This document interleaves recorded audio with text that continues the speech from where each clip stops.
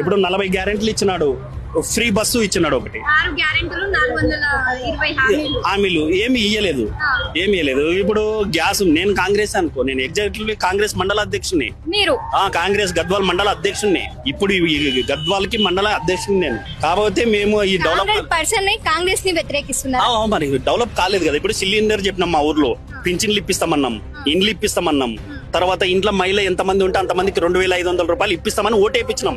ఈ రోజు మమ్మల్ని ఆ ప్రచారంలో చెప్పినాం అన్ని.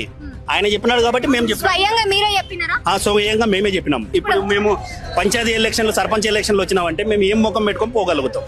లేదా మీ కాంగ్రెస్ వాళ్ళకి? లేదు, చెప్పలేకపోతున్నాం. మీరే ఒప్పుకుంటున్నారా?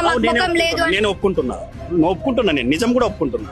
ఎందుకంటే నేను ఆ రోజు ఇచ్చిన ఆడపిల్లకి ఎవరు చెప్పినా నీకేమమ్మా నీకు 2500 ఇస్తా, సిలిండర్ వస్తున్నా. సిలిండర్ ఒక నిలబడింది, తర్వాత పడడం లేదు. పింఛన్లు 4000 అన్నారు. పింఛన్ల కాడ పోతే చెప్తారు వాడు ఎవడో చెప్పిపోయా కొడుకు ఓట్లేయమని ఈ రోజు ఇస్తలేడని. పింఛన్లు ఇంటి ముందల, గ్రామ పంచాయతీ ఇంటి ముందల నా ఇల్లు గ్రామ పంచాయతీ కాడ అంటున్నాను. అంటే మా భారం నా మీద పడినట్టే కదా.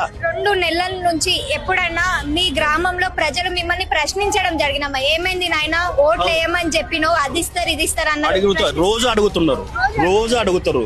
పింఛన్ వచ్చేది 31వ తారీఖు తర్వాత వస్తుంది పింఛన్. అప్పుడు పింఛన్ వచ్చినప్పుడల్లా అంటారు. ఇప్పుడు మహిళలు చనిపోయినారు మా ఊర్లో, మస్తు మంది భర్తలు చనిపోయిన వాళ్ళు ఉన్నారు. వాళ్ళకి ఈ రోజు వరకు కూడా పింఛన్ రావడం లేదు. ఓవరాల్ గా సక్సెస్ గవర్నమెంట్ అంటారా, failure government? Failure government. Congress వ్యక్తి ఒప్పుకుంటారు? ఒప్పుకుంటున్నా, దాంట్లో ఏం డౌట్ లేదు.